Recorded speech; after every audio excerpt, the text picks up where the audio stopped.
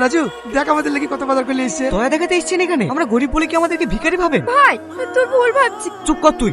এদের মতো মানুষ যে কেমন হয় সেটা আমি ভালো করেই জানি। টাকার গরম দেখাতে এখানে আপনাদের বাড়িতে কাজ করি বলি নিজের মাথা বিক্রি করে দিনি।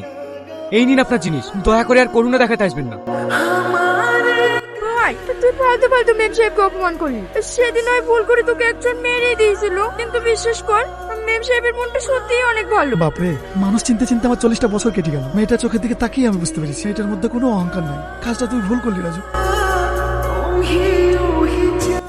সরি, আমার আপনার সঙ্গে এরকম ব্যবহার করাটা ঠিক হয়নি। না না, তুমি ঠিকই বলেছো। আসলে কি জানো তো, আমি নিজের অহংকারে এত ডুবেছিলাম যে মানুষকে মানুষ বলে মনে করতাম না। কিন্তু বিশ্বাস করো, তোমাদের এই গ্রাম, তোমাদের ব্যবহার, সবার সাথে মিশতে মিশতে কখন যে নিজেকে চেঞ্জ করে ফেলেছি বুঝতেও পারিনি। আমি জানি তুমি অনেক ভালো ছেলে, আর এটাও জানি তুমি আমার উপর অনেক রেগে আছো। তোমার সাথে যে ব্যবহারটা আমি করেছি, রেগে থাকাটাই স্বাভাবিক।